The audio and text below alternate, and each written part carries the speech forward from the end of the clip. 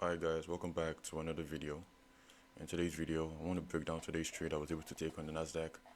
Today we caught about 80 plus pips today, and these were their closing levels. So let me just break down everything, right? So obviously, I know that we have people selling here, people selling here, people selling here. So when market opens, if price keeps pushing to the downside, then we might look for a sell trade. But if price starts pushing above these levels, mind you, remember people like I said, people are selling at these levels. So if market opens and then price starts to break above these levels, that means the buyers are now currently in control. That means the buyers are pushing price to a certain area where the sellers are no longer interested in. So price ended up pushing higher. Obviously, buyers started being in control. The sellers are no longer interested in selling, so buyers start pushing. So right here, as you can see, TP1 almost got hit. That was my first target.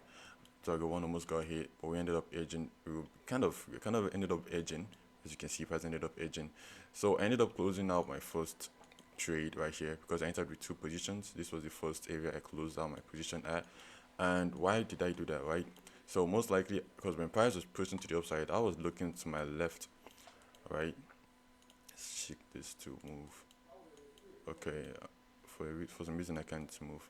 Okay, so while I was looking to my left, I realized that we have some levels here. Mind you, this was the levels for Thursday. At these levels, people were selling, so I had to draw that out, and I realized that price tapped into that level.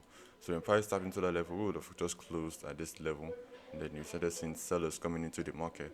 I ended up closing out my first trade right here since I entered with two positions, and then I was like, all right, let's see what the second trade does, or let's see what the second position does.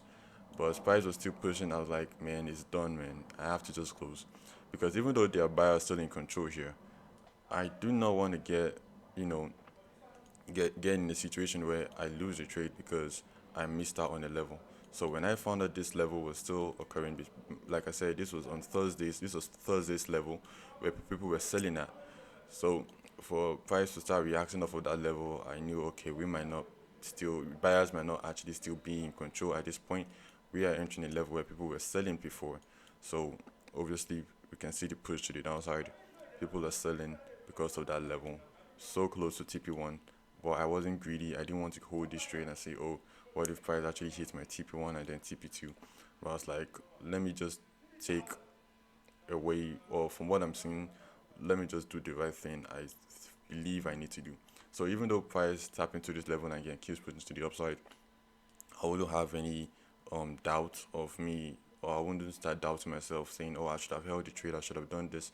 I'm literally doing what I know the market is doing. We're at a level where people were selling before, so we are already seeing the reaction of that. So I'm like, I should close this trade, and I did what I had to do. So whatever price does, either it bounces off of this level and then keeps pushing to the upside, it is what it is. Yeah, so like I said, the link for the live train room or the live session rooms are in the description below. It happens on Google Meet, it also happens on Discord, whichever one you want. I'm going to be going live there. But yeah, that'll be basically it for Monday's trade. And I'll see you guys tomorrow. Peace.